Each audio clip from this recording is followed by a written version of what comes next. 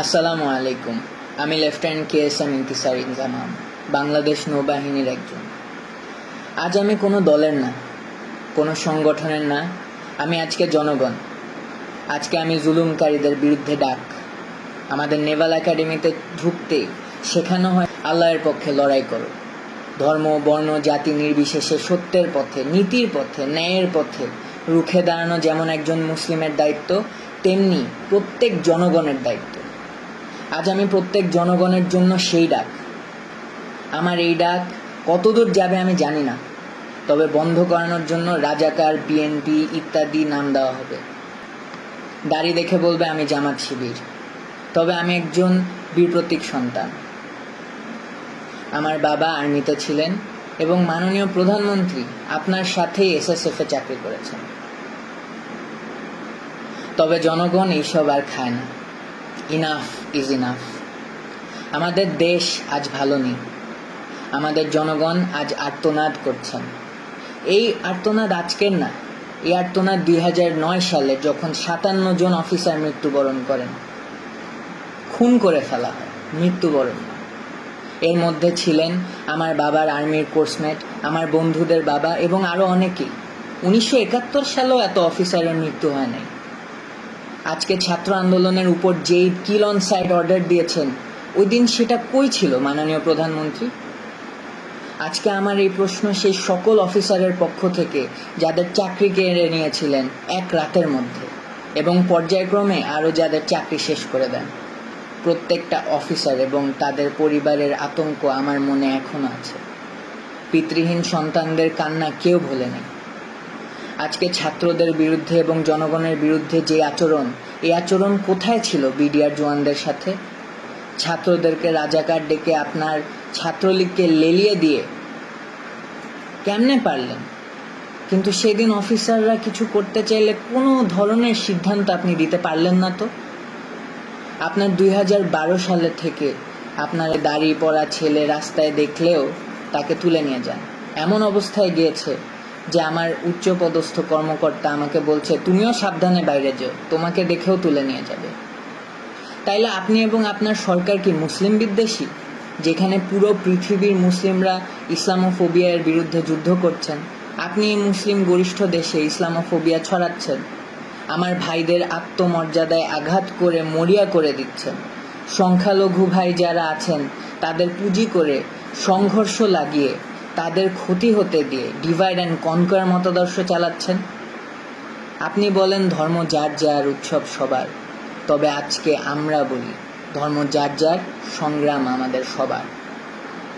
সাগর Rooney দম্পতির একমাত্র সন্তান মাহির সারোয়ার মেঘ রাস্তায় দাঁড়িয়ে আছে পোস্টার হাতে, জীবনের নিরাপত্তা চাই। 2012 সালে তাদের বাসায় ঢুকে 6 বছরের শিশু মেঘের চোখের সামনেই তার মা বাবাকে নৃশংসভাবে খুন করা হয়েছে। তকিয়ের পিতা রফিউর রাব্বি এর পোস্ট। ছাদে খেলারত অবস্থায় 6 বছরের শিশু রিয়াকে আপনার পুলিশ খুন করেছে।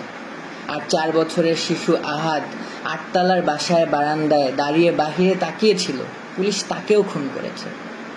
সরকার যেমনভাবে মানুষের নিরাপত্তা দিতে ব্যর্থ, তেমনি আপনি আপনার আশেপাশের পোষাদের নিয়ন্ত্রণ করতে ব্যর্থ। আর আপনার শেখ পরিবার নিয়ে তো আর নাই বলি।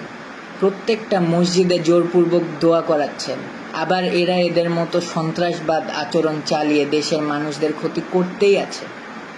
ছোট ছোট বাচ্চাদের 2020-এ সুশীলদের ভিতর থেকে যারা সৎসাহসী প্রতিবাদী, এরা সবাই ক্ষতিগ্রস্ত। এবং তার সাথে যুক্ত হলো মেজর সিনহা এবং আবরার ফাহাদের হত্যা। এখন এসেছেন ছাত্র আন্দোলনের বিরুদ্ধে শুট করার বেআইনি সিদ্ধান্ত নিয়ে, এবং এর মধ্যে ডিফেন্সকে জড়িত করে আমাদের আত্মমর্যাদা এবং নৈতিকতার প্রশ্ন এনেছেন। এই জন্যই আজকে আমি একটা জুনিয়র অফিসার হয়েও সকল সশস্ত্র বাহিনীর অফিসার এবং সৈনিকদের পক্ষ থেকে তীব্র প্রতিবাদ জানাচ্ছি। আপনার কারণে আজ সারা বিশ্বের সামনে আমরা লজ্জিত, এবং আমাদের ভাই বোনদের সামনেও আমরা সমালোচিত। ছাত্রদের ছোট একটা আন্দোলন, সেইটার উপায় না করে কেন আপনার এই গেদর লীগকে আমাদের ছাত্রদের উপর লেলিয়ে দিলেন? কেন? এখন আর এটা ছাত্র আন্দোলন পর্যায়ে নেই ম্যাডাম। আপনার এবং আপনার প্রসাদের সময় শেষ, ইনশাআল্লাহ। আজ আমার বার্তা শেখ হাসিনার কাছে না, আজ আমার বার্তা সবার আগে আমার সৈনিক, নেভির নাবিক এবং এয়ারফোর্সের এয়ারম্যানদের নিকট। আপনারা আমাদের ভাই, আপনাদের শক্তিতে শক্ত 3 বাহিনী। আপনারা যদি চান জনগণের পক্ষে, আপনারা সবচাইতে বড় ঢাল। অফিসার আছে, চেইন অফ কমান্ড আছে, তবে এইসব বানানো কি দালাল রাজনীতিবিদের চাকরগিরি করতে? বীর সৈনিকদের এই কলিজা? আমি জানি যে আপনাদেরও ভিতর অনেক ক্ষোভ, সত্যের পথে দাঁড়াতে না পেরে। আজকেই সময়, এই হয় জনগণের পক্ষে অস্ত্র ধরেন অথবা ভুলে যান যে আপনি একজন সৈনিক। Sir, I am reaching out to all my seniors and juniors within the 3 forces. This is that historic moment, sir. This is when you choose the right side. Let's make a difference. Sir, আমি আপনাদেরকে একজন একজন করে rich করতে পারিনি, কারণ কার মনে কি সেটা বোঝা আমার পক্ষে সম্ভব না। আমার এই জন্যই বের হয়ে আসতে হলো, কারণ আমাদের মনের কথা কারো না কারো তুলে ধরতেই হবে। তার জন্য হলাম আমি বলির বকরা। সবাই আমরা সুসন্তান। আমি জানি আপনারা জনগণের পক্ষ যেতে দ্বিধাগ্রস্ত হবেন না। Either take power to assist or assist the citizens of the nation to make things right. Sir, 3 বাহিনীর প্রধান স্যারদের নিকট কিছু কথা। জেনারেল আজিজ, বেনজির, হারুন, বিপ্লব কুমার, এদেরকে দেখেন এবং অন্যান্য সকল তাদের ফলেন পনদেরকে দেখেন। তাদের ব্যবহার শেষ, তাদেরকে টিস্যুর মতো ফেলে দেওয়া হয়েছে, যদিও তারা এককালে দুর্নীতি রাজার মতো করেছে। স্যার, সশস্ত্র বাহিনী কোনো পুতুল বাহিনী না। আজকে আপনাদের সিদ্ধান্তের উপর আমাদের পূর্বের এবং আগামীর আত্মমর্যাদা নির্ভর করে। স্বার্থান্বেষী সরকার কার স্বার্থে চলে সেটা আমরা সবাই বুঝি। তাই স্যার, দিন শেষে আপনারাই লুজার। কেননা আজ এই খুনি শোষকদের পক্ষে থাকলে দিন দুনিয়া দুইটাই হারালেন। আমাদের কাজ শেখ হাসিনার জন্য মূর্তি বানানো না, বা লেডিস ক্লাব চালানো না, বা সরকারের পক্ষে পাচাটা কর্মকাণ্ড করা না। যদি থাকতেই হয় তাহলে জনগণের পাশে থাকা। আমাদেরকে ব্যবহার করে করে আমাদের মধ্যে রাজনীতি যেভাবে প্রবেশ করিয়েছে এই সরকার, তার উত্তর দিতে হবে। অনুচ্ছেদ 45 হিসাবে সকল বাক স্বাধীনতা ফেলে দিয়ে বোবার মতো চললেও দিন শেষে আমাদেরও বিবেক আছে, ধর্ম আছে, আমরাও মানুষ। এটাই সেই সময় বিবেকের পক্ষে দাঁড়ানোর। এই সিস্টেম বদল আনতেই হবে। জাতি পঙ্গু হয়ে যাচ্ছে, যেটার পরিচয় আমরাই। আমরা এতটাই জিম্মি হয়ে গিয়েছি যে আমাদের ঠিককে ঠিক বলার ক্ষমতা নেই। আমাদের সম্মান, ঐতিহ্য এবং মূল্যবোধ তুলে ধরার সময় আজকেই। অবসরপ্রাপ্ত অফিসারদের প্রতি আহ্বান আমার, আপনারা অনেকেই সত্যের পক্ষে দাঁড়াতে চাকরি হারিয়েছেন, সম্মান হারিয়েছেন। আজকে গত 15 বছরের জবাব দেওয়ার সময় চলে এসেছে। জনগণের প্রতি আহ্বান আমার, 2009 গেল, আপনারা অফিসার না, তাই অফিসারদের মৃত্যুর পক্ষে সংগ্রাম করেন নাই। এরপর আবার 2018-তে ওরা এসেছিল 18-র কোটা আর নিরাপদ সড়ক চাই আন্দোলনের ছোট ছোট বাচ্চাদের, ছেলে মেয়েগুলোকে গুম খুন করতে। এবারও আপনি কিছু বললেন না, কারণ এই ছেলে মেয়েগুলো আপনার সন্তান না।